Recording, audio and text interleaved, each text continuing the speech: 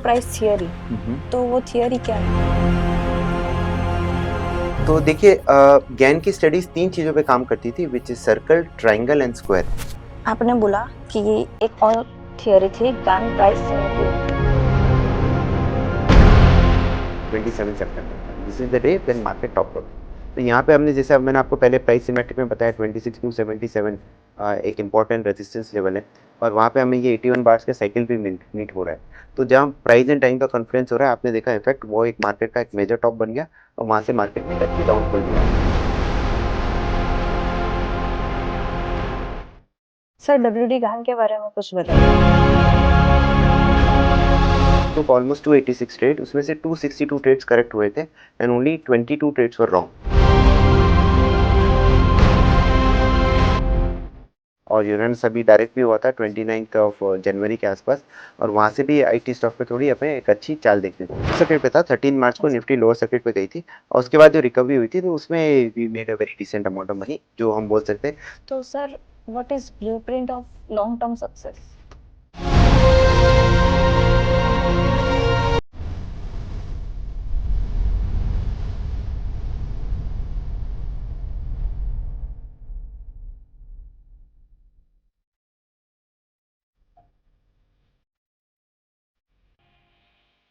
Hello everyone, welcome to our channel Market Astro Science.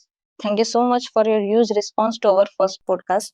आज हमारे साथ है मिस्टर ब्रह्मेश भंडारी सर, जो ट्रेडर, एजुकेटर, एनालिस्ट और ऑथर भी है। ब्रह्मेश सर 2006 से फुल टाइम मार्केट में ट्रेडर है।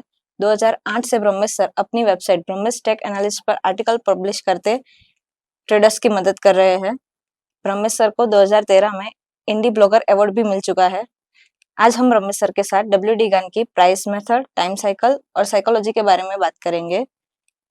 Welcome to our channel sir. Thank you very much. Thank you so much. Thank you for inviting me, thank you for a good introduction, and I hope आज जो भी हम बात करेंगे आपके viewers को कुछ नॉलेज एडिशन होगा and they will learn something out of it.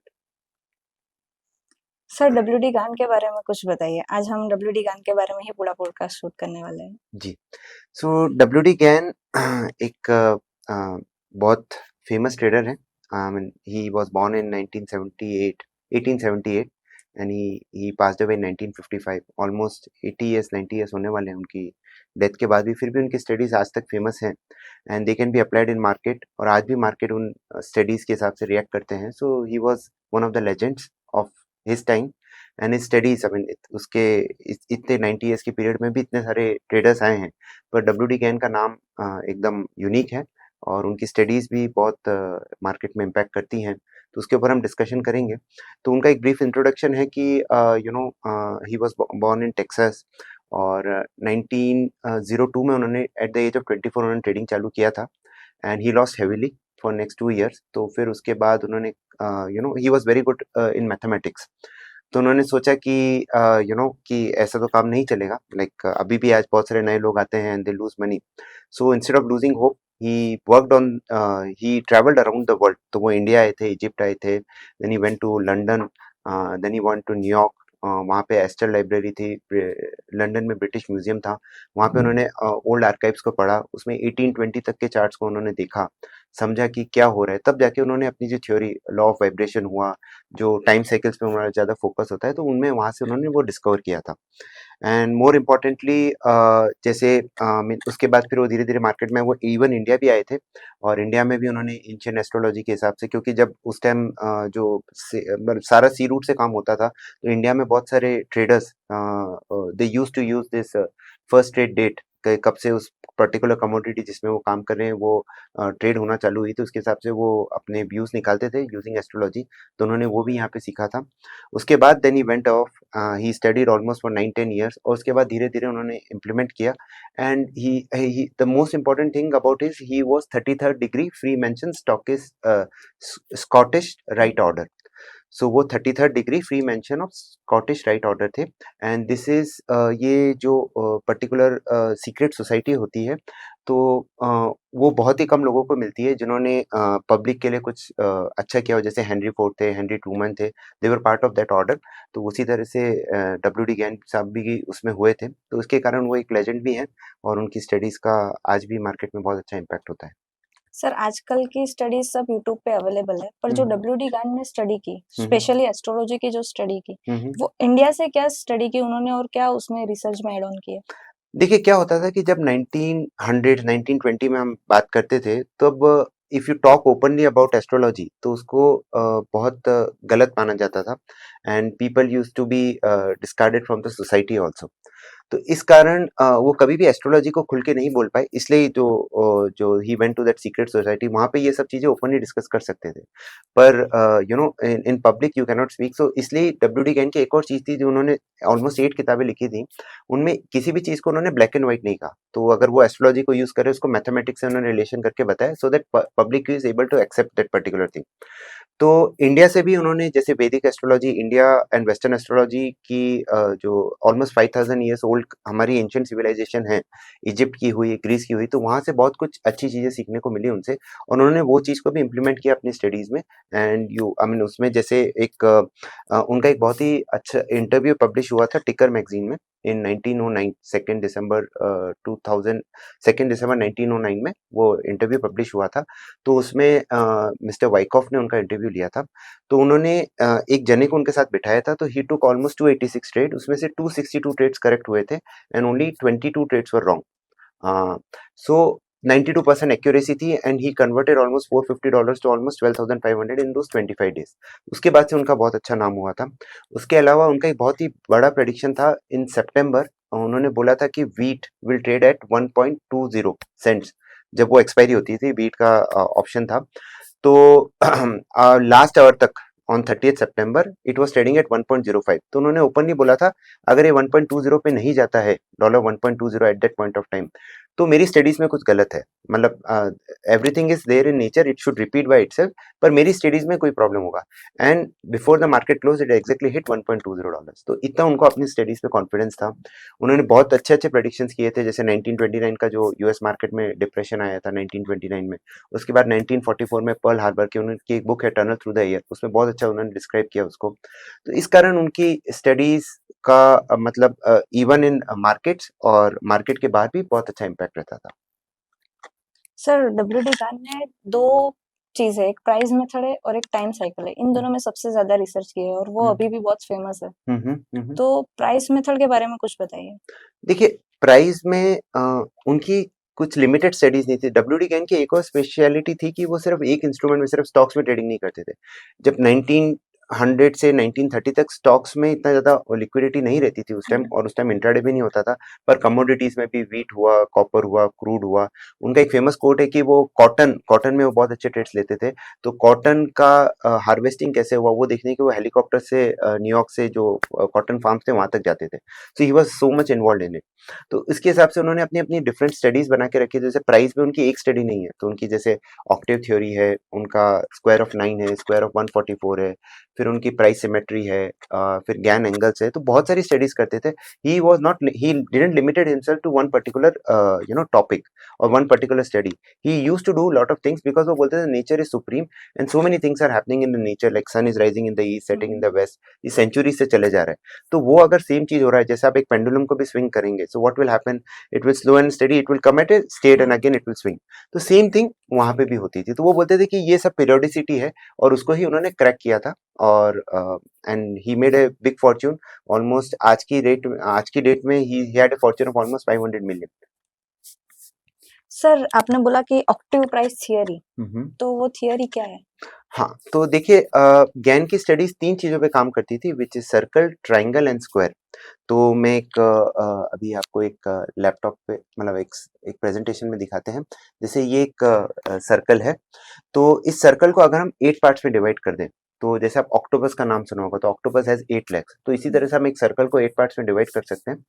तो आप 1 डिवाइड बाय 8 करेंगे तो आएगा 12.5, 2 डिवाइड बाय 8 करेंगे तो 25, ऐसे रिट्रेसमेंट्स बनते हैं। तो इन्हें गैन के रिट्रेसमेंट्स भी बोलते हैं। तो बेसिकली ये होते हैं 12.5, 25, you keep adding 12.5, 37.5, 50, 62.5, 75, 87.5 और 100। तो गैन ने बोला था कि 50% is a point which is a equilibrium point, कि ये ऐसा पॉइंट है जहां पे बोथ बुल्स एंड बियर्स एकदम न्यूट्रल हो जाएंगे। लाइन ऑफ कंट्रोल होता है बुल्स एंड बियर्स का। इसके ऊपर जो भी स्टॉक, मतलब इसके ऊपर अगर कोई स्टॉक चले जाता है 50% के ऊपर सस्टेन हो जाता है ऑन डेली क्लोजिंग बेसिस, तो वो पूरा रिट्रेसमेंट कर सकता था।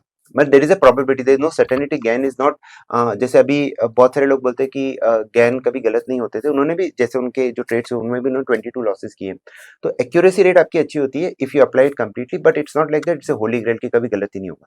तो उन्होंने बोला था कि 50% एक ऐसा पॉइंट है जहाँ पे, जिसे वो ऑक्टेव पॉइंट भी बोलते थे, जहाँ पे मार्केट में अच्छा रिवर्सल आ सकता है, और अगर उस मार्केट ने उस पॉइंट को तोड़ दिया तो एक अच्छा डाउनफॉल भी आ सकता है। तो इन दोनों चीजों को मिला के उन्होंने ये ऑक्टेव थ्योरी बनाई थी। इसके कुछ हम एग्जांपल्स लेते हैं। तो जैसे कि अभी अगर मैं निफ्टी का चार्ट, हम निफ्टी पे डिस्कशन करेंगे अपना, तो if I open my Nifty chart, और जैसा कि आप देख सकते हैं कि हमारा मार्केट का टॉप बना था 26 सितंबर को, एंड इसका बॉटम बना था जो हमारा इलेक्शन डे का लो था, विच वाज अराउंड 22,281। तो अगर आप 22,281 एंड जो हमारा टॉप बना है अराउंड 26,277, इसका अगर आप 50% कैलकुलेट करेंगे Octave theory, so that will come somewhere around 22,779। मैं आपको कैलकुलेट करके बताता हूँ। यहाँ से लेके अगर हम यहाँ तक देखते हैं तो हमारा 50% आएगा 23,779 के आसपास। Just put the exact values, 26,281 and ये आपको हमें एक स्विंग हाई और स्विंग लो डालना पड़ता है। सो 21,281 हमारा इलेक्शन डे का जो लो था, और जो हमारा हाई बना था वो था 26,277, और इसका अगर हम 50% पॉइंट निकालते हैं तो दैट विल कम टू 23,779। अब ये पॉइंट हमारे लिए बहुत ही इंपॉर्टेंट हो जाएगा, यहाँ पे मार्केट में एक अच्छा रिएक्शन आ सकता है।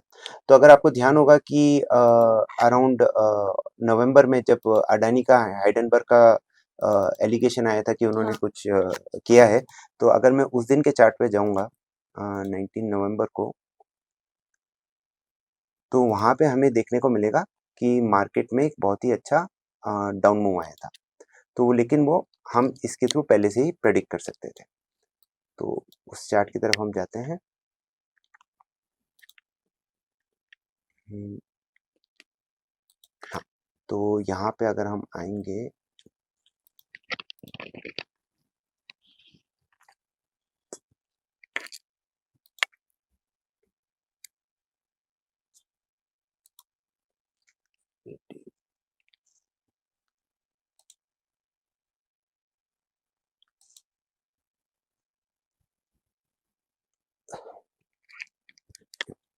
तो जैसे गैन ने बोला था 50% Octave theory is most important point, तो अगर इसको हम लाइव मार्केट में भी लगाने की कोशिश करेंगे, तो if I go to the daily chart of the index, और उस पे अगर हम देखेंगे कि इलेक्शन डे के दिन हमने लो बनाया था 21,281, और उसके बाद हमने 26,277 का 27 सितंबर को एक टॉप बनाया था।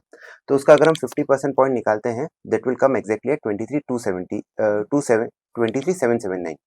अब अगर मैं 15 मिनट चार्ट पे जाऊं, और इफ आई गो टू 19 नवंबर 2024, जहाँ पे मार्केट में एक अच्छी, यहाँ पे देखिए, तो यहाँ पे आप देख सकते हैं कि निफ्टी ने 11:45 पे 19 नवंबर का एग्जैक्ट हाई बनाया था 23,780, और उसके बाद वो एकदम से कोलैप्स कर गया था मार्केट।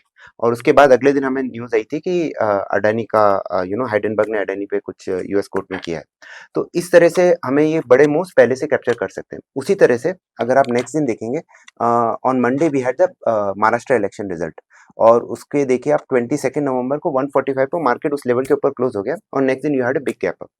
तो इस बेसिक थ्योरी से अगर आप कोई भी बड़े मूव का रिट्रेसमेंट 50% पे, सबसे इंपॉर्टेंट हमें 50% पॉइंट पे जाना है, वहां पे हमें देखना है कि मार्केट उस पर्टिकुलर लेवल को होल्ड कर पा रहा है। तो और यहाँ पे आप कम से कम ओनली 30-40 पॉइंट्स का आप स्टॉप लॉस रख लेंगे निफ्टी में, you can make a very decent money, very decent points हम इसमें देख सकते हैं। तो इसी तरह से ऑक्टेव थ्योरी के हिसाब से आप ये छोटे मूव्स आप इसको छोटे टाइम फ्रेम पे भी लगाएंगे, जैसे अभी बजट डे के दिन भी आप देखेंगे, जो बजट डे का लो था वो एक्जैक्टली 50% पॉइंट पे था। तो ये चीज हम मतलब ये थ्योरी सुनने में बहुत सिंपल है, तो फिबोनाची रिट्रेसमेंट्स बहुत फेमस है, पर गैन रिट्रेसमेंट्स पे भी अगर आप काम करेंगे तो आपको मार्केट में बड़े मूव्स कैप्चर करने को मिल सकते हैं। सर गैन रिट्रेसमेंट के लिए जो लास्ट हाई लो है वो कैलकुलेट करेंगे कि टाइम फ्रेम के अकॉर्डिंग कैलकुलेट करेंगे? हाँ, अगर आपको बड़े मूव लेना, जैसे मैं डेली टाइम फ्रेम में गया हूँ इसमें, तो डेली टाइम फ्रेम में जाके हमने ये देखा है कि भाई अभी 26,277 जो आपका 26 सितंबर को हाई बना था, और जो हमारा इलेक्शन डे का लो था 21,281, तो हमने वो बड़ा रिट्रेसमेंट लिया। इसी को अगर आप छोटे रिट्रेसमेंट में आप 15 मिनट्स, 30 मिनट्स, 45 मिनट्स या 1 आवर टाइम फ्रेम पे भी इसको कैप्चर कर पाएंगे। जितना बड़ा टाइम फ्रेम उतने बड़े टारगेट्स होंगे, और जितना छोटा टाइम फ्रेम उतने छोटे आपके टारगेट्स होंगे। तो सर कमोडिटी, इंडेक्स, स्टॉक किसी में भी आप ये थियरी लगा सकते हो? हाँ, जैसा मैंने आपको बताया था, गैन हर कमोडिटी में, मतलब एट दैट पॉइंट जो भी लिक्विड कमोडिटीज है उनमें ट्रेड करते थे। उसी तरह से हम ये दीज आर यूनिवर्सल रूल्स।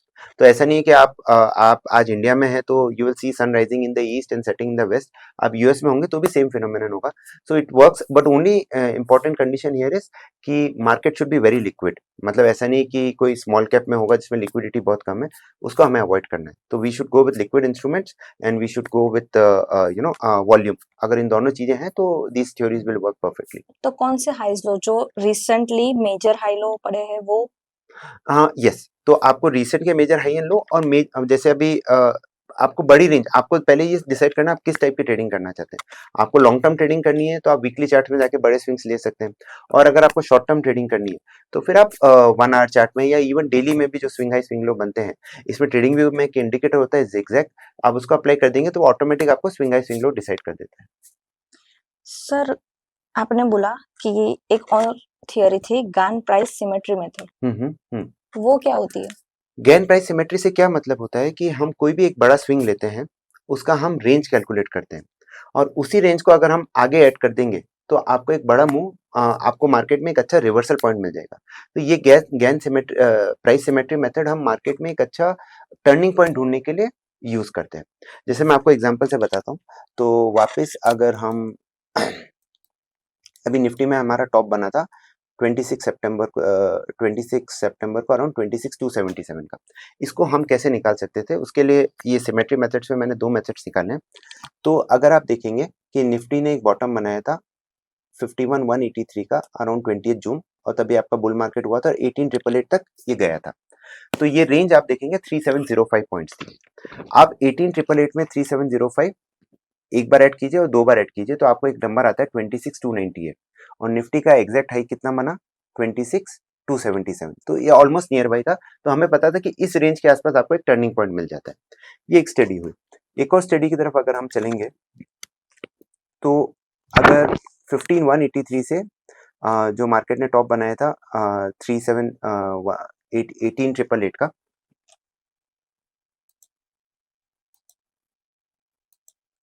इसको मैं आपको अपनी प्रेजेंटेशन में बताता हूँ।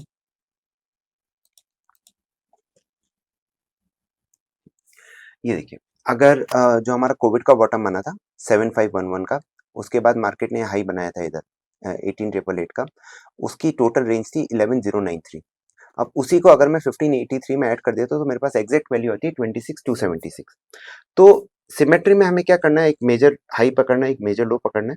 उसकी रेंज को अगर हम नेक्स्ट हाइक में ऐड करते हैं या उसके लो में ऐड करते हैं तो आपको एक अच्छा टर्निंग पॉइंट मार्केट में मिल जाता है। तो this is a very basic technique, पर it is one of the most powerful technique, जहाँ पे आपको मार्केट में अगर टर्निंग पॉइंट्स, जैसे आप सितंबर में देखें कि markets were going one sided हाँ, सितंबर से अब पहले, फेरोशियस बुल रन। तो वहां पे अगर मुझे 2 स्टडीज बता रही है कि 26,276 से 26,300 की रेंज में एक अच्छा प्राइस रेजिस्टेंस आ सकता है मार्केट को, तो वहां पे मुझे कॉशियस हो जाना चाहिए। और इसी में अगर हम टाइम भी ऐड कर देंगे तो गैन का एक और अच्छा कॉन्सेप्ट था कि वो प्राइस के साथ टाइम में भी बहुत ज्यादा बिलीव करते थे। तो बेसिकली अगर आप देखेंगे कि 3 चीजें होती हैं, एक होता है प्राइस और एक होता है वॉल्यूम, जो आप कोई भी चार्ट पे देख सकते हैं। But time is a hidden element, जिसे हम थर्ड डायमेंशन भी बोलते हैं। अगर हमने उसको भी क्रैक कर लिया या हमें पता है कि अराउंड दिस पॉइंट मार्केट में एक अच्छा टर्न आ सकता है, तो जब आप प्राइस और टाइम का कॉन्फिडेंस हमें मिल जाता है तो आप मार्केट में एक अच्छे टर्निंग पॉइंट्स कैप्चर कर पाएंगे। सर आपने अभी जो कोविड का लो बोला, हम्म उसके बाद रैली आई थी मार्केट में, हम्म उसमें ऐड किया। हम्म अभी हमको करंट प्राइस पे कैलकुलेट करना है तो करंट प्राइस पे हम हाई लेंगे 26,275 करेक्ट। लो कौन सा लेंगे इलेक्शन का? हाँ, इलेक्शन वाला आप लो ले सकते हैं। पर ये जो लेवल्स होते हैं, ये जो प्राइस सिमेट्री वाले लेवल्स होते हैं, दे कम मतलब ये आपको मेजर टर्निंग पॉइंट्स मार्केट के जब पता करने होते हैं, तो उसमें आपको बहुत हेल्पफुल रहता है। उसके अलावा उनकी बहुत सारी स्टडीज थी, square of 9, square of 144, hexagon chart, जहाँ पे आप छोटे-छोटे मूव्स भी कैप्चर कर पाएंगे। पर प्राइस सिमेट्री को अगर आप 1 आवर चार्ट पे लगाएंगे, तो भी आपको एक अच्छे सपोर्ट एंड रेजिस्टेंस मार्केट के मिल सकते हैं। तो 1 आवर पे हाई लो कौन से लेना है? हाई लो आपको जो मेजर जहाँ से निफ्टी ने, जैसे अगर मैं यहीं पे ही आता हूँ और निफ्टी के चार्ट पे हम 1 आवर पे चलते हैं, तो आपको क्या करना है, आप एक इंडिकेटर में जाइए और इसमें एक इंडिकेटर होता है जिगजैग। इस इंडिकेटर को आप सेलेक्ट कर लेंगे, तो आपको ये मार्केट के एक अच्छे टर्निंग पॉइंट, जैसे ये वाला स्विंग हाई बता दिया इसने और ये वाला स्विंग लो, तो हमें इसके हिसाब से, इसकी रेंज के हिसाब से हम next support and resistance market का ढूंढ पाएंगे। सर अभी आपने बोला कि प्राइस के साथ टाइम भी इम्पोर्टेंट है, तो अब थोड़ी बात टाइम मेथड पे, टाइम साइकिल पे कर लेते हैं। तो टाइम साइकिल बेसिक क्या होता है? टाइम से basically it's an important event in the life of an individual. जैसे एज एन इंडिविजुअल आपकी बर्थडे इंपॉर्टेंट होती है, आपके स्पाउस की बर्थडे इंपॉर्टेंट होती है, आपके मदर एंड फादर उनका बर्थडे इंपॉर्टेंट होता है। Anything, any important event in your life, they are very very important for us. सो उसी तरह से गैन ने भी क्या बोला था, जैसे कोई स्टॉक है तो उसका लिस्टिंग डेट बहुत इंपॉर्टेंट है। उसके बाद आपने कोई मेजर हाई मेजर लो बनाया, जैसे कोविड का जो बॉटम बना था 24 March, that is a very very important day. Around 24 March आप हर ईयर में कुछ ना कुछ मूव मिलता है। जैसे निफ्टी का I think listing date is around 4 September 1996, so around second third sorry 4 November 1996, तो अराउंड 4 नवंबर के आसपास मार्केट में एक अच्छे आपको स्विंग्स मिल जाते हैं। सो time is an hidden element, जहाँ पे हम ये देखने की कोशिश करते हैं कि कोई भी चीज को चलना होता है, या कोई भी स्टॉक में रिवर्सल आना होता है, या कोई भी इंडेक्स में रिवर्सल आना होता है, तो गैन ने बोला था कि उनका एक टेक्निक थी प्राइस एंड टाइम स्क्वायरिंग, मतलब प्राइस और टाइम दोनों मीट हो जाने चाहिए। तो जैसे निफ्टी में मैंने अभी आपको बताया 26,277 का जो टॉप बना, जो हमारी एक प्राइस से आ रहा था, पर उसके साथ अगर हमने टाइम भी ऐड कर दिया, तो हमारे लिए एक एडिशनल बेनिफिट, तो वहां पे जब दोनों चीजों का कन्फ्लुएंस हो जाता है, तो मार्केट में आपको एक अच्छा रिवर्सल देखने के चांसेस होते हैं। तो सर टाइम साइकिल कैसे डिसाइड होती है? देखिए, time cycle it's a very wide topic, right. और गैन ने भी कुछ ऐसे नहीं, उन्होंने डेली, जैसे वीकली के लिए उन्होंने बोला था 7 week cycle is very important, 9 week cycle is very important, days में वो बोलते थे 45 days, 90 days, 72 days cycles are very very important.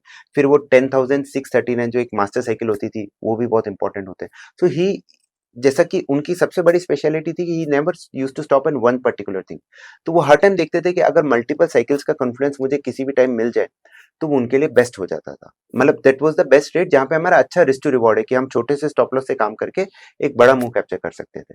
तो उनका सबसे, जो उनकी साइकोलॉजी साइड पे, वो बोलते थे कि भाई make sure that you always keep a stop loss, and you keep a stop loss at a limit, कि जहाँ पे आप you don't blow off your trading account, क्योंकि उन्होंने भी स्टार्टिंग में बहुत ब्लो ऑफ किए थे अपने ट्रेडिंग अकाउंट। तो वहां से सीख के उन्होंने ये सारी चीजें लिखी थी। उनकी एक बहुत ही अच्छी किताब है truth of the stock tip, वो जो भी आपके व्यूअर्स हैं उनको जाके देखना चाहिए, क्योंकि उसमें पढ़ना चाहिए, सॉरी, उसमें बहुत ही अच्छी उन्होंने साइकोलॉजी से रिलेटेड चीजें लिखी हैं। और दैट नीड्स टू बी, अगर आप अपने, हम आज भी वो चीजें चलती हैं, और अगर हम अपनी ट्रेडिंग में लगाएंगे, definitely you will see an improvement.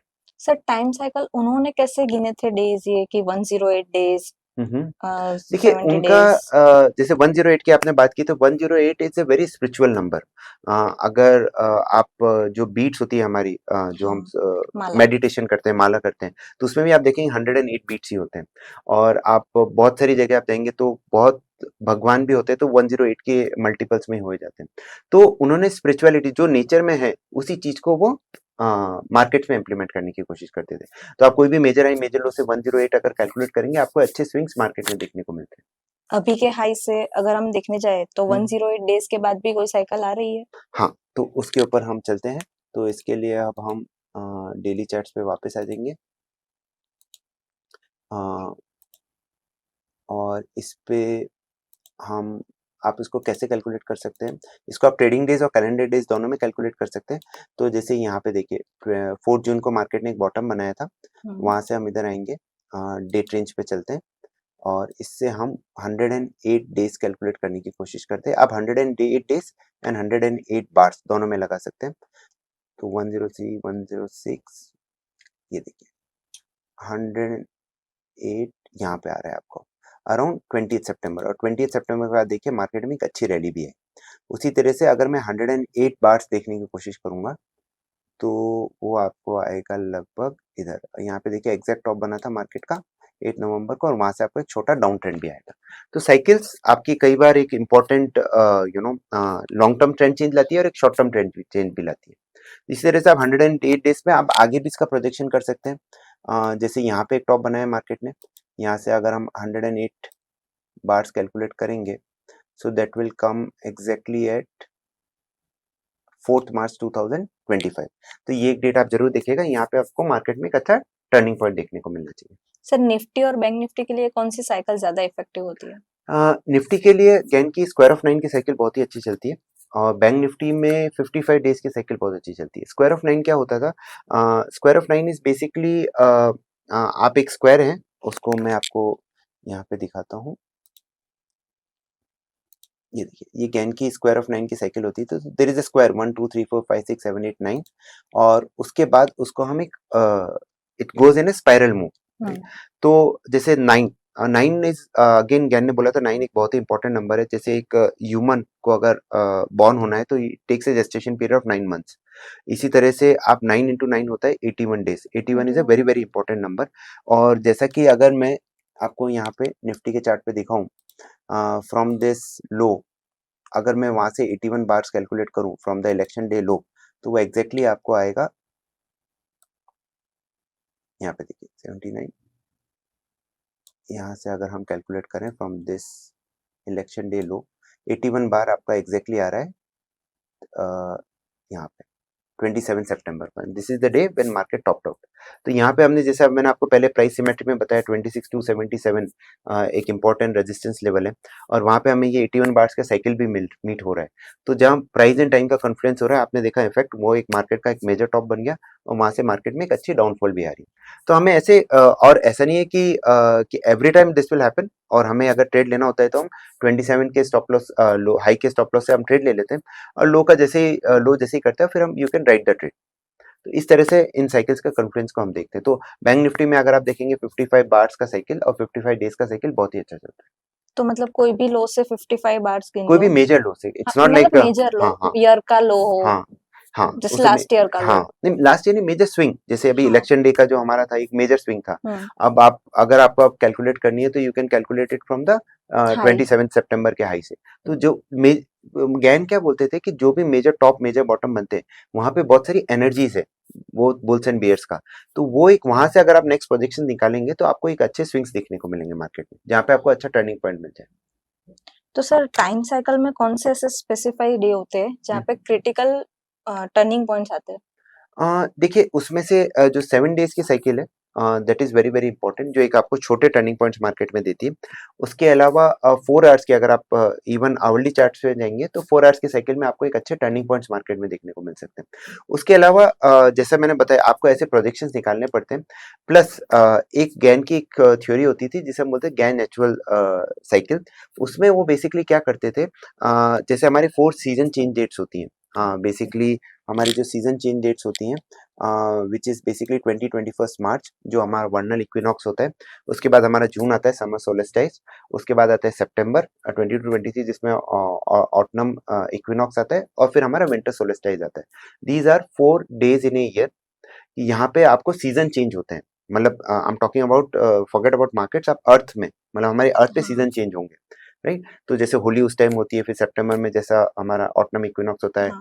तो वही चीज अगर आप मार्केट में लगाएंगे तो यहाँ पे आपको क्रिटिकल डेट्स या क्रिटिकल टर्निंग पॉइंट्स मिल जाएंगे। जैसे just to give an example, अगर मैं वापस निफ्टी के चार्ट पे ही चलता हूँ और यहाँ पे हम देखते हैं कि 21 मार्च के आसपास मार्केट में कोई टर्निंग पॉइंट आ रहा है क्या। तो लेट्स गो इन 2023, और यहाँ पे आप देखिए एग्जैक्ट बॉटम निफ्टी का 20 मार्च को बना है ऑन 2023, और वहां से मार्केट ने एक बहुत ही अच्छी रैली दी। उसी तरह से अगर हम 2024 में भी चलें मार्च के अंदर, तो आप देखिए 20 मार्च को मार्केट ने एक डोजी कैंडल बनाई। तो आपको टाइम साइकिल के साथ प्राइस भी मिल जाए। 20 मार्च को मार्केट बॉटम बना रहा है और वहां पे आपको एक डोजी कैंडल मिल रही है, और उसके बाद डोजी का हाइट जा रहा है, तो प्राइस एक्शन के हिसाब से भी बाय होता है। पर यहाँ पे टाइम भी मीट हो गया और वहां से देखिए मार्केट ने कितनी अच्छी रैली दी है आपको। तो हमारा मेन फोकस ये होता है कि focusing on price and time, और ये आप 4 सीजन चेंज डेट्स पे जरूर नजर रखिए। आप इक्विनॉक्स डेट्स जो equinox date 4 basically season change dates बोलते हैं हमने, तो वहां पे आपको मार्केट में एक अच्छे टर्निंग पॉइंट देखने को मिल सकते हैं। ऐसा नहीं कि हर बार सही होगा, जैसे जो 2021 सितंबर को था उसमें I think we saw some whipsaws। अगर हम इधर चलेंगे 2021 सितंबर, यहाँ पे देखिए, यहाँ पे उसके बाद 3-4 दिन बाद टॉप आउट हुआ, उसके बाद नहीं हुआ मार्केट।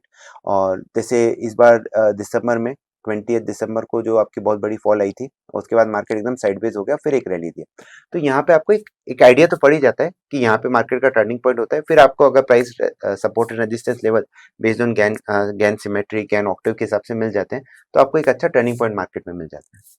सर कमोडिटी के लिए कौन कौन सी साइकिल होती है?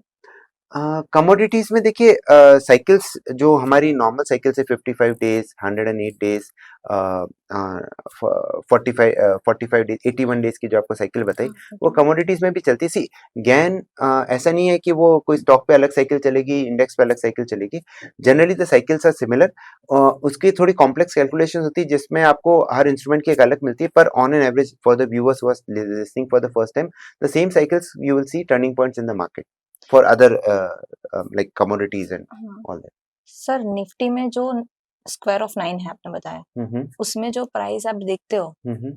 वो 9,999 तक है या उससे से आगे? नहीं, उससे आगे भी होता है, so it's not like that it is related to that. So basically it's a combination of square and cube numbers, so it can go until 2 lakhs 3 lakhs also, तो उसमें आप you can keep extending those lines. हाँ मतलब Nifty में आज की price पे भी जो हाँ कैलकुलेशन हाँ होते हैं बिल्कुल वो बिल्कुल, जो अभी निफ्टी का लो बना था 22,800 का, that was also a square number, square of 9 के हिसाब से, तो वहां पे भी आपको एक अच्छा मूव मिला था। तो सर साइकिल्स और ये सब प्लैनेट से भी डिसाइड होती है या?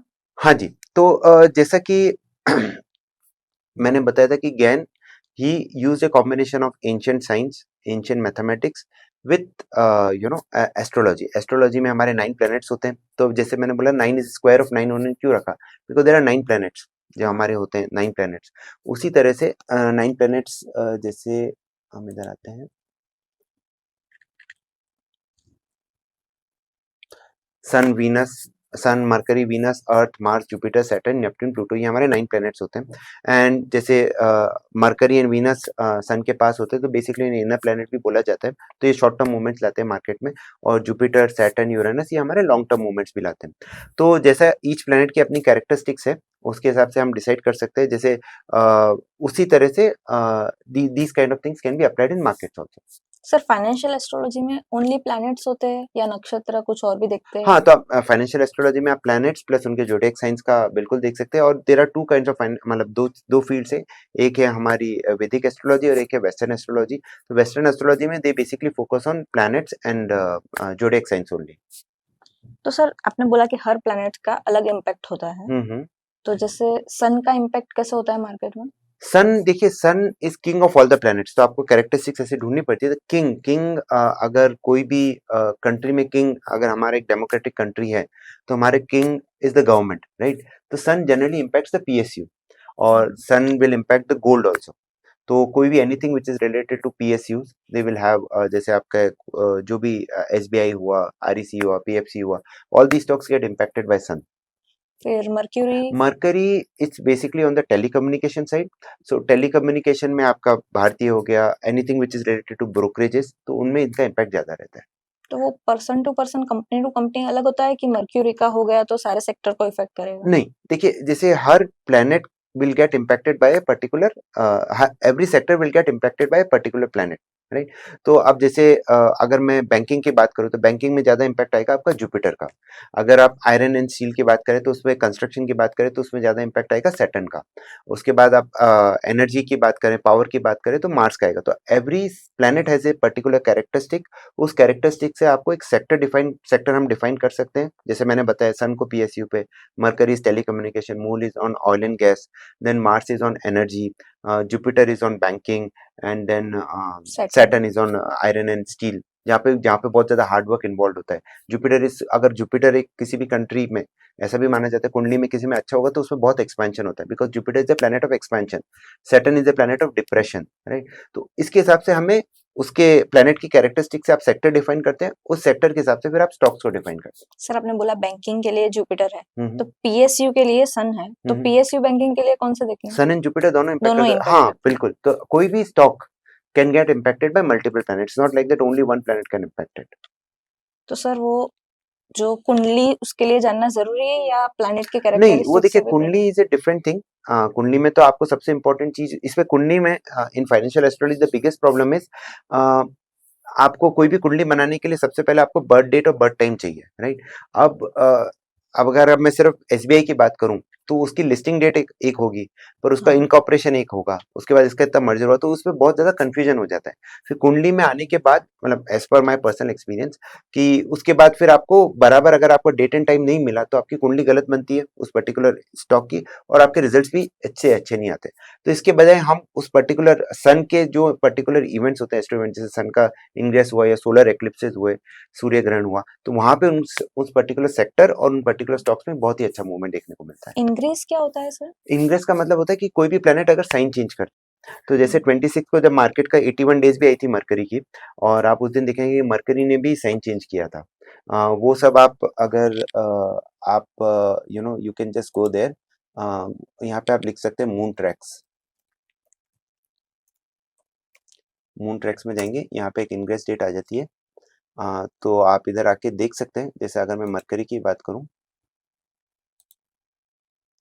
तो मरकरी का इंग्रेस वाज ऑन, आप इसमें हर ईयर में जितने भी इंग्रेसेस आते हैं वो सब आ जाते हैं इसके अंदर।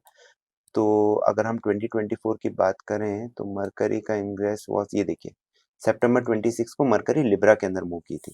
तो ये एक इंपॉर्टेंट टर्निंग पॉइंट होता है, और मार्केट ने, निफ्टी ने टॉप आउट, जैसे मैंने 81 डे साइकिल के भी बताया, एस्ट्रोलॉजी के हिसाब से भी ये देखिए यहाँ पे एस्ट्रो साइकिल भी मीट हो रही है। तो बोथ एस्ट्रो साइकिल मीट हो गई, प्लस आपकी मैथमेटिकल साइकिल मीट हो गई, प्लस आपका एक रेजिस्टेंस आ रहा है 26 से 300 की रेंज में, प्लस उस दिन का कैंडलस्टिक भी ओपन हाई सेम था। तो ये, और मार्केट का सेंटिमेंट है वो, it was highly bullish, everybody was talking कि निफ्टी हाँ। 27,000 28,000 तक जाएगा। तो इतने सारे जब कॉन्फ्लुएंसेस हो जाते हैं तो यहाँ पे आपको एक अच्छा रिवर्सल पॉइंट मिल सकता है। तो वो आपको जब ये टाइम साइकिल्स की स्टडी करते हैं तब आपको ज्यादा कॉन्फिडेंस आता है अपनी स्टडीज पे, और आप एक अच्छा trade with minimum stop loss ले पाते हैं with good risk to reward ratio. Sir तब तो कैसा था कि वन वे मार्केट चल रहा है, हाँ, तो अब आप देखिए तो उस वही वन वे था। मार्केट में भी आप रिवर्सल ढूंढ पाए, और वो भी मैंने सिर्फ गैन के मैंने ये जो हमने सीखा है, जो हमने जो भी किया है वो गैन साहब के हिसाब से किया है, इसलिए उनको लेजेंड माना जाता था, क्योंकि उनकी स्टडीज जो उन्होंने 1900 से 1930 के बीच में की, वो आज भी ऑलमोस्ट 90 ईयर्स के बाद पूरी वैलिड है मार्केट के अंदर। तो इसलिए आप देख सकते हैं, इसलिए वो इतने फेमस भी हैं, एंड और इम्पैक्ट भी हम देख ही पा रहे तो सर अभी दो जो प्लैनेट है वो रेट्रोगेशन से डायरेक्ट हुए थे। हैं। अभी जैसे 24 फरवरी को मार्स डायरेक्ट हो रहा है, हम्म। 4 फरवरी उससे को पहले जैसे अगर जुपिटर। हम बताएंगे कि रेट्रोग्रेड इवेंट क्या होते हैं तो वो व्यूअर्स के लिए ज़्यादा समझ में आएगा। तो रेट्रोग्रेड में बेसिकली मैं आपको इधर आके बताता हूँ। रेट्रोग्रेड में क्या होता है कि कोई भी प्लैनेट, ऐसा हमें लगता है कि वो बैकवर्ड मोशन में चल रहा है, सारे planets they are moving in a circular direction, circle में चल रहे हैं, पर ऐसा हमें प्रतीत होता है। ऐसा क्यों होता है? क्योंकि there are Mars, Mercury, these are faster moving planet, Jupiter, Saturn ये स्लो मूविंग प्लैनेट। जैसे मरकरी में एक साल इज जस्ट 88 डेज, वीनस में 1 ईयर इज 225 डेज, अर्थ में 365 डेज है। वही चीज अगर हम जुपिटर में देखेंगे इट इज 11.8 ईयर्स, अगर हम सैटर्न में जाएंगे it is almost 29.6, almost 30 years के आसपास है। तो कई बार जब ये फास्टर प्लैनेट और स्लोअर प्लैनेट, आप ऐसा अज्यूम करिए आप साइकिल ट्रैक पे हैं, एक स्लो साइकिल चलाने वाला है, एक फास्टर वाला है, तो थोड़े टाइम बाद आपको दिखेगा कि फास्टर वाला स्लोअर वाला फास्टर से ज्यादा तेज चल रहा है। तो ऐसा एक फील आता है। So this is an imaginary thing, this is an illusion जो हम बोलते हैं, उसमें हमें ऐसा लगता है कि प्लैनेट अपोजिट डायरेक्शन में चल रहा है, और उस पर्टिकुलर फिनोमिनन को हम रेट्रोग्रेड बोलते हैं। And retrogrades are considered one of the most powerful event in financial astrology. और जब भी ये होता है तो मार्केट में बहुत उठापटक होती है। 2024 में जैसे जुपिटर रेट्रोग्रेड हुआ था 9th ऑफ, इसको भी आप डेटा देख सकते हैं, 9th ऑफ जुपिटर रेट्रोग्रेड हुआ था आपका 9 अक्टूबर 2023 को, 24 को सॉरी। और अगर हम वापस निफ्टी में जाके देखें 9 अक्टूबर को क्या हुआ मार्केट में, that was the exact top. Of 25 to 34, short term top, जो इतनी बड़ी फॉल आई थी फर्स्ट के बाद, उसके बाद ये टॉप हुआ और उसके बाद मार्केट अभी से डाउनफॉल में ही है।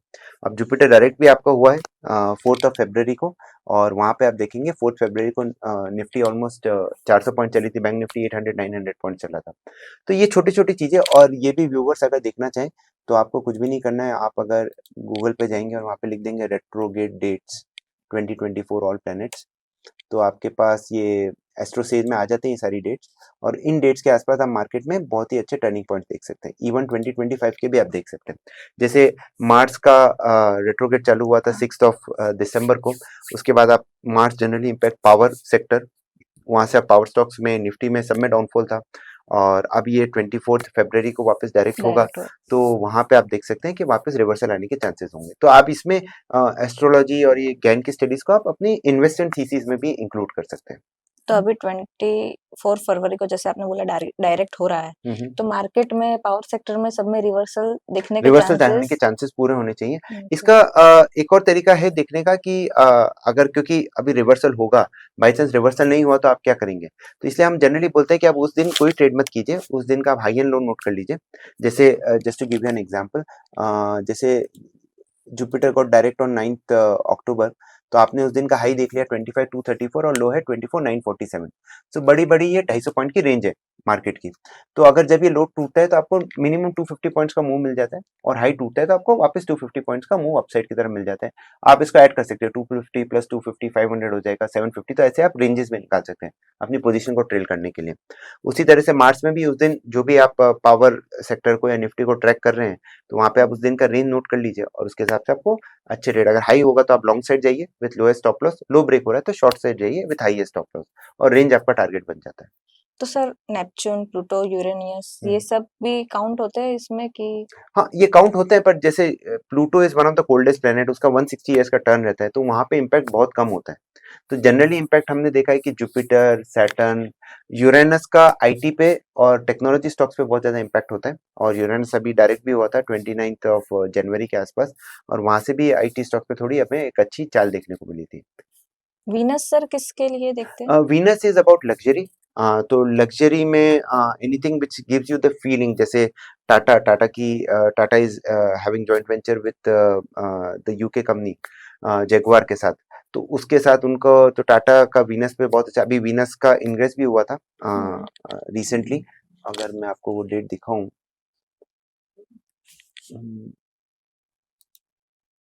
वीनस का इंग्रेस हुआ था उस दिन ही टाटा मोटर्स में एक बहुत ही अच्छी 10% का रिजल्ट भी आया था उसका, और वहां पे हमें एक अच्छा डाउनफॉल भी देखने को मिला था। सो वीनस का इंग्रेस हुआ था Feb 4 2025 को एरीज के अंदर, और अगर मैं टाटा मोटर्स का चार्ट खोल के आपको बताऊं,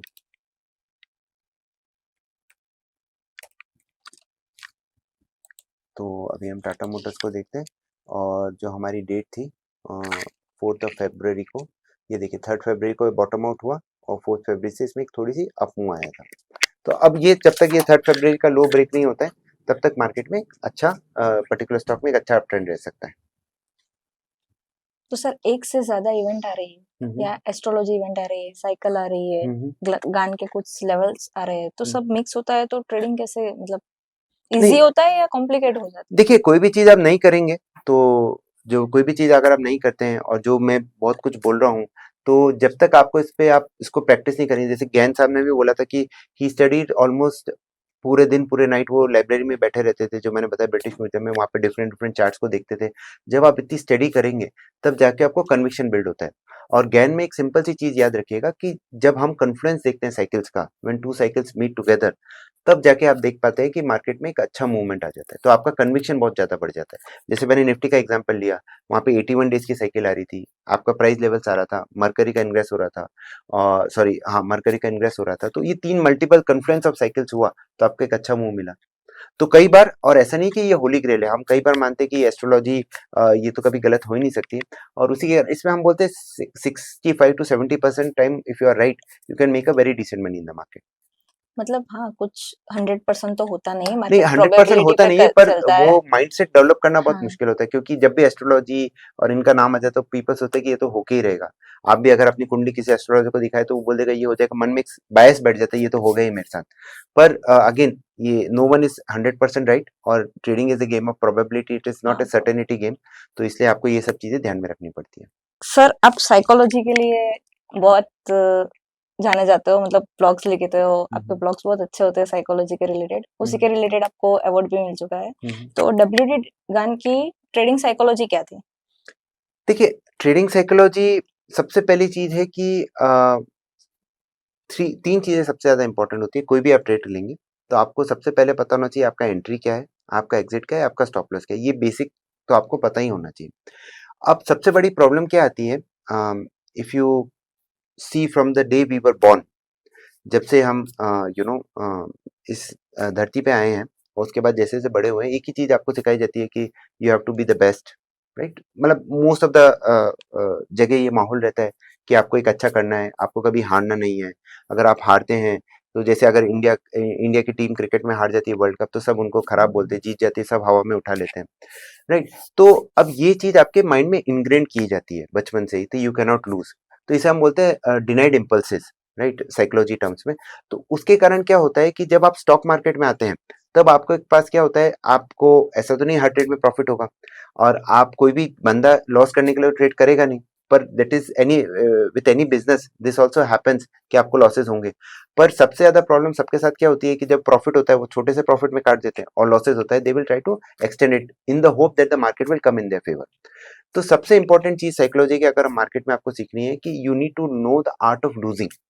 कहाँ पे मुझे अपना पैसा काटना है, कहाँ पे मुझे सौदा काटना है, क्योंकि कई बार क्या होगा, आप सौदा आप जैसे ही ट्रेड को काटते हैं, वापस उसी वही पोजीशन आ जाती है, तो नेक्स्ट टाइम छोड़ते हैं, अरे ये वापस आ रहा है तो मैं वापस ट्रेड क्यों लूं, राइट। मैं why should I take stop losses. अब वही ट्रेड आपका जैसे अभी कोविड में हुआ है, 2008 में हुआ, अगर आप ऐसी थॉट प्रोसेस से आ जाए, या अभी भी आप देखिए जैसे सितंबर के बाद, पहले क्या हो रहा था, हर डिप पे बाइंग आ रही थी, तो आप जब भी डिप आ रही थी बाय करो बाय करो। अब हर राइस पे सेल आ रहा है, तो मार्केट का ट्रेंड चेंज हो रहा है, मार्केट का ट्रेंड चेंज हो रहा है, और हम अपने आप को चेंज नहीं करते हैं। Everybody is having limited capital. Capital market का ही मीनिंग है, अगर कैपिटल है तो मार्केट है, अगर आपके पास कैपिटल है तो ही आप ट्रेड कर पाएंगे। तो वो थॉट प्रोसेस सबसे पहले डेवलप करना पड़ता है कि you need to learn the art of losing. कम से कम ट्रेड में जाने से पहले आप अपने लॉस को डिफाइन कर लीजिए। जैसे ज्ञान साहब बोलते थे कि 1% से ज्यादा of your trading capital, don't risk any particular trade. तो you have, trading is a game of large number of trades, right. जितने ज्यादा आप ट्रेड करेंगे उतनी ज्यादा प्रोबेबिलिटी आपके फेवर में आएगी इन योर साइड कि आप पैसा कमा सकते हैं मार्केट से, राइट। तो सबसे पहले you need to know the art of losing. जैसे ही आपने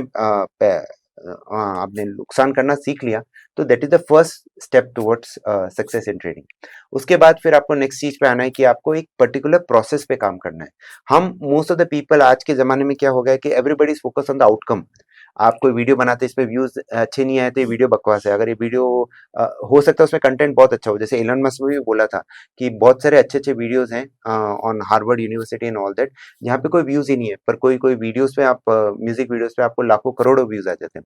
तो it is about the process, not on the outcome. तो जस्ट आप इसी तरह से मार्केट, इट्स नॉट अबाउट, हो सकता है आप 4-5 साल से आप पैसा नहीं कमा पा रहे मार्केट में बिकॉज ऑफ XYZ रीजन, पर एक साल ऐसा होगा कि आप बहुत अच्छा पैसा कमा लेंगे, provided you follow the process, right. तो प्रोसेस से मेरा क्या मतलब है कि आपको पता होना चाहिए आपकी एंट्री क्या है, आपकी एग्जिट क्या है, आप किस लेवल पे एंट्री लेंगे, आप ओवर ट्रेडिंग नहीं करेंगे। तो जब इन सब चीजों का आप बराबर you do it in a proper manner, तो आपकी ट्रेडिंग में धीरे धीरे इंप्रूवमेंट होता है। And the most important thing is कि don't have unrealistic expectations from the market कि मेरा पैसा एक दिन में डबल हो जाएगा, या एक मंथ में डबल हो जाएगा। दैट काइंड ऑफ एक्सपेक्टेशन, हो सकता है एक ट्रेंड ऐसा चल रहा है तब हो जाएगा। जब अभी जैसे बीच में चला था कि एफडीज क्यों बनानी है, 8-7% मिल रहा है हाँ। मार्केट में हमें, 15-20-30%, तो 15% तो महीने का भी मिल रहा था किसी टाइम पे। But we have to look at the longer picture, over a period of time I should be able to generate this kind of returns. तो वो पॉसिबल नहीं होता है। तो आपको मार्केट में अपने प्रोसेस को फॉलो करना है, ओवर एक्सपेक्टेशंस नहीं रखनी है।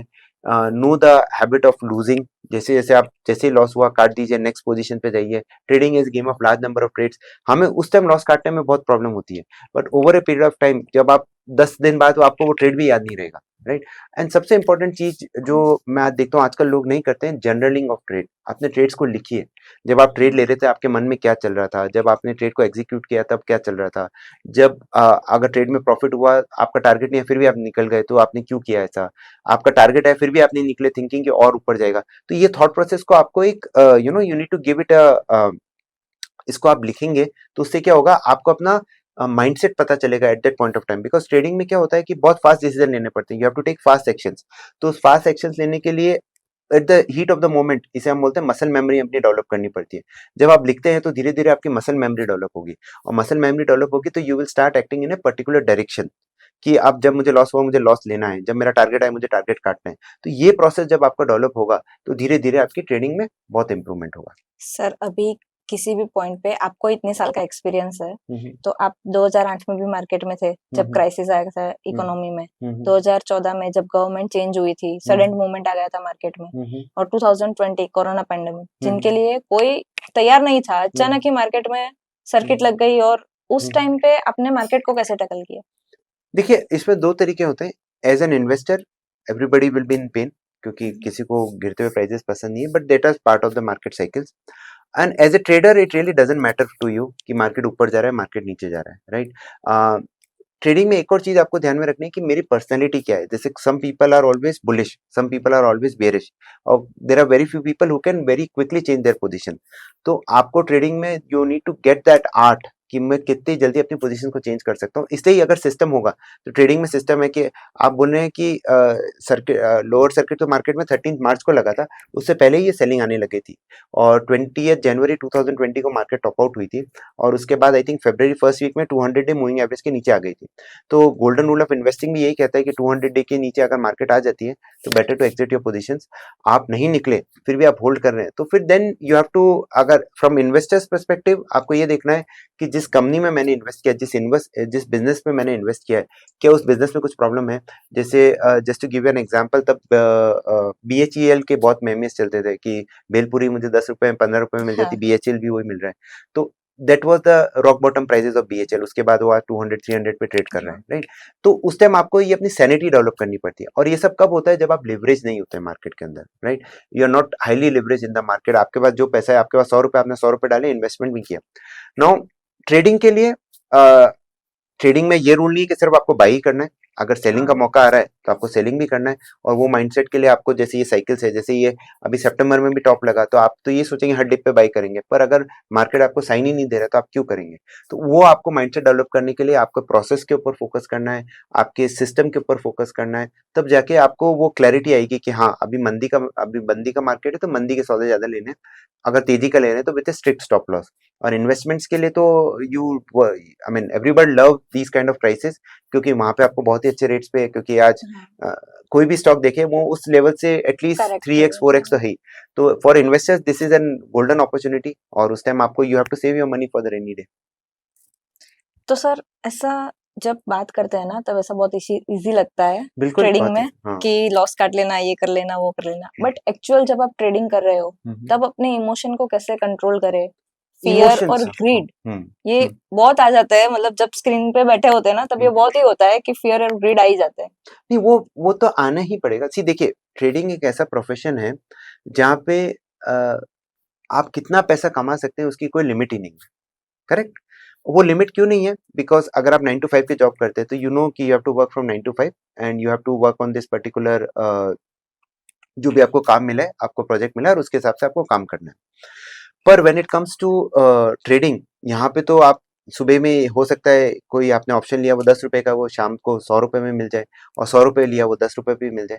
तो trading is A game of, it's not a game of certainty, it is a game of probability. जहां पे भी प्रोबेबिलिटी आ जाती है, और जहां पे भी you can make an excessive returns, वहां पे fear and greed are the most important part of any speculation, right. अब फियर एंड ग्रीड को कंट्रोल करने के लिए क्या करना है? फियर और ग्रीड को कंट्रोल करने के लिए सिंपल सी चीज है, try to trade with that capital. या जैसे सपोज किसी बंदे का 1 लाख का कैपिटल है, एंड इफ आई से हिम कि आप 1000 का लॉस ले सकते हो, if he is comfortable taking that 1000 rupees loss, और वो इतना ही पोजीशन बना है जिसमें आपके 1000 रुपीज हैं, तभी आपको वो ट्रेड लेना चाहिए। राइट? तो जब आपके लॉसेस कंट्रोल में होंगे तो आपका ग्रीड भी फियर भी कंट्रोल में होगा, और ग्रीड के लिए तो आपको टारगेट सिस्टम में डाल के रखने चाहिए। अभी ऐसा नहीं है कि मैं पोजीशन को एटर्निटी तक होल्ड करूंगा।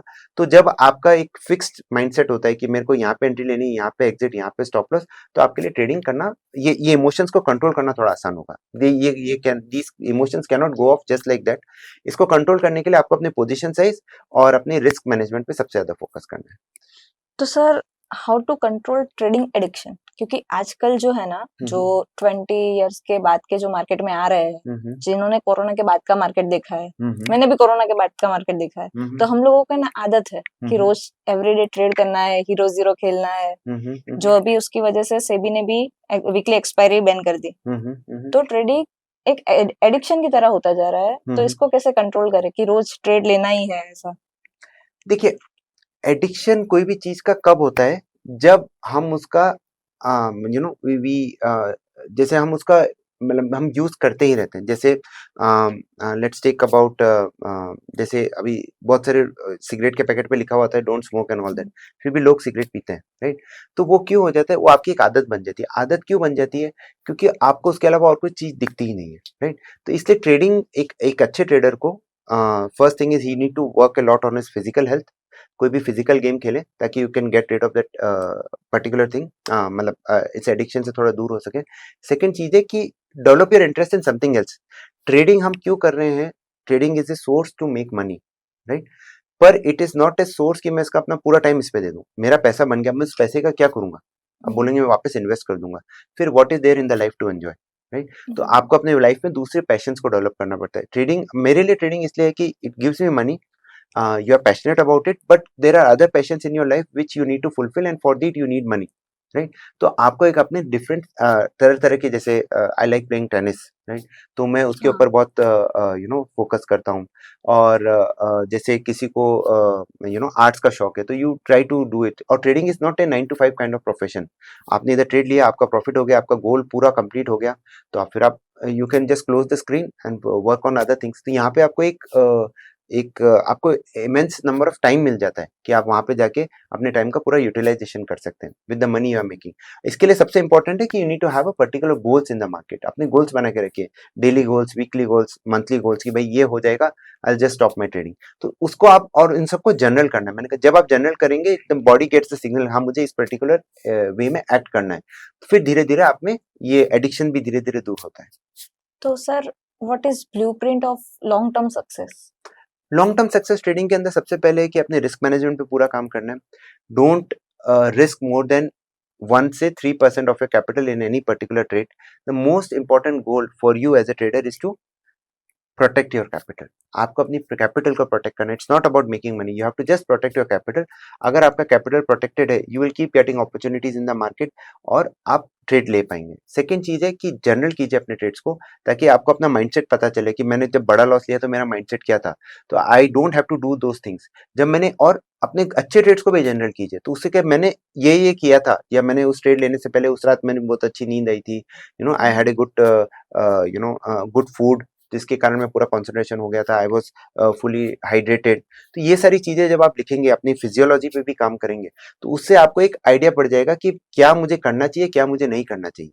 तो जब आपका एक चेकलिस्ट बन जाएगा, और जब वो चेकलिस्ट बन जाएगा तो आपके लिए इजी हो जाएगा। और ट्रेंड के साथ चलने की कोशिश कीजिए। बहुत सारे लोग होते हैं कि they always try to move against trend. अगर मार्केट तेजी का है तो मंदी करेंगे, मंदी का है तो तेजी करेंगे। वो इन्वेस्टर्स के लिए चल सकता है कि तेजी के मार्केट में आप अपनी पोजीशंस को धीरे धीरे निकाल रहे हैं, मंदी में आप you are adding to it position. But for trading which is a leverage profession, यहाँ पे आपको लिवरेज रहता है, तो वहां पे पॉसिबल नहीं है। तो आप ट्रेंड के साथ चलिए and try to work on a particular system. जो भी हमारा सिस्टम है, जैसा अभी हम गैन की स्टडीज पे करते हैं, आप हो सकता है आरएसआई पे करें, कोई प्राइस एक्शन पे करें, जो भी आप करें, try to have conviction on that particular thing. जब आपका कन्विक्शन होगा तब आपके लिए आसान होगा। तो सर, अभी आपने बोला कि जैसे आपकी लाइफ का बेस्ट ट्रेड कौन सा था, जहाँ पे आपने जनरल किया होगा कोई trade? Best trade I think 13th March को we went long in Nifty after the जो पहला सर्किट लगा था 9:30 के बाद जब वो खुला था, तो वो ऑलमोस्ट आई थिंक 800-900 पॉइंट्स का रैली हुआ था निफ्टी में with in I think it came in green 10% का पूरा कवर हुआ था। तो बायर वो सर्किट पे खुला था मतलब। नहीं बायर सर्किट नहीं था, लोअर सर्किट पे था। 13 मार्च को अच्छा। निफ्टी लोअर सर्किट पे गई थी और उसके बाद जो रिकवरी हुई थी तो उसमें we made a very decent amount of money, जो हम बोल सकते हैं। बाकी स्टॉक्स में होते रहते हैं, but like I am not a SEBI registered analyst, so you know I will not discuss on that particular thing, but index में ये हमारे ट्रेड्स अच्छे रहे थे। तो सर कोई बुक रिकमेंडेशन? बुक रिकमेंडेशन में सबसे पहले हमारा एक गैन की है truth of the stock tip, जो मैंने बताया था। उसके बाद नेक्स्ट है एक जर्मन ऑथर है नॉर्मन बेल्स, उनकी एक बुक है ट्रेडिंग साइकोलॉजी का। वो जर्मन में है पर you can convert it into you know English, Google translator से। It is one of the best book. और market wizards is one of the good books to learn, to understand what others traders are doing. तो उसके लिए easy होगा, मतलब आपके लिए आपका लर्निंग कर्व आसान होता है। तो सर आपने पढ़ाई इंजीनियरिंग की है मेरे हिसाब से, जहाँ जी तक जी। मैंने पढ़ा है आपके बारे में। हम्म। तो इंजीनियरिंग से आप ट्रेडिंग में कैसे आए? जी देखिए, 2006 में, so 2003 के बाद बुल मार्केट चालू हुआ था and my father used to invest and he was busy in his industry. तो कॉलेज में हम पापा ने बताया मेरा ये पोर्टफोलियो है, I used to track him, तो उससे मेरा इंटरेस्ट डेवलप हुआ एंड फिर धीरे धीरे हम उसके अंदर ही बढ़ते रहे आगे, क्योंकि आगे जाके यही, जैसे आज के यूथ को भी लगता है कि हमें ट्रेडिंग के अंदर ही बनाना है अपना प्रोफेशन, तो उस टाइम हमें भी ऐसा लगा था। आज तो बहुत ज़्यादा अपॉर्चुनिटीज़ है, पहले इतनी नहीं थी, पर यू नो आप अपनी स्टडीज़ को बढ़ाते रहे। जैसे 2007-8 में we lost a very big amount of money, almost we blown off our accounts. उसके बाद you learn from your mistakes और फिर प्राइस एक्शंस पे काम किए। फिर अराउंड 13-14 हम गैन साइकिल्स पे आए थे, एस्ट्रोलॉजी पे धीरे धीरे। तो ऐसे you keep on learning, keep improving your learning curve. Losses होंगे, losses are part of the game, इसलिए you need to have some stable income, या तो एक अच्छा फैमिली बैकअप हो या फिर have a stable source of income. तो उसके कारण you can survive the market. अगर आप सिर्फ just from the markets you want to make money without having a proper education, without having a proper backup. backup from your family, it becomes very very difficult, because it is not about your financial health, it is all about your mental health also. तो when you जब बड़े बड़े losses लगते हैं और आपका you know you पैसा तो वापस आ सकता है, पर जो मेंटल हेल्थ का माइंडसेट। आपका नुकसान होता है वो बहुत डिफिकल्ट हो जाता है रिकवर करना। तो वो सब चीज़ों पे हमें फोकस करके आगे बढ़ना पड़ता thank you so much sir. है। आज आपके साथ बात करके बहुत अच्छा लगा, बहुत कुछ जानने को मिला जो डब्ल्यूडी गान के बारे में हिडन था, ऐसा हम बोल सकते हैं। क्योंकि हमने जो यूट्यूब पे देखा है वो बहुत ही मतलब नॉमिनल है, या स्क्वायर ऑफ 9 और उनकी सबकी बातें है। आज आपके साथ बात करके बहुत कुछ नए टॉपिक्स जानने को मिले। Thank you so much. Thank you very much, thank you all the viewers, आपने देखा, और I will be happy to answer any questions if they come. Thank you so much for watching. I hope आज के podcast के बाद आपको WD गान के बारे में बहुत कुछ नया जानने और सीखने मिला होगा। आप हमें कमेंट करके बताइए कि आपको डब्ल्यूडी गान की कौन सी मेथड और कौन सी साइकिल के बारे में डिटेल में जानना है। हम ऐसे ही आपके लिए इन्फॉर्मेटिव पॉडकास्ट लाते रहेंगे। जुड़े रहिए हमारे साथ। मिलते हैं अगले पॉडकास्ट में।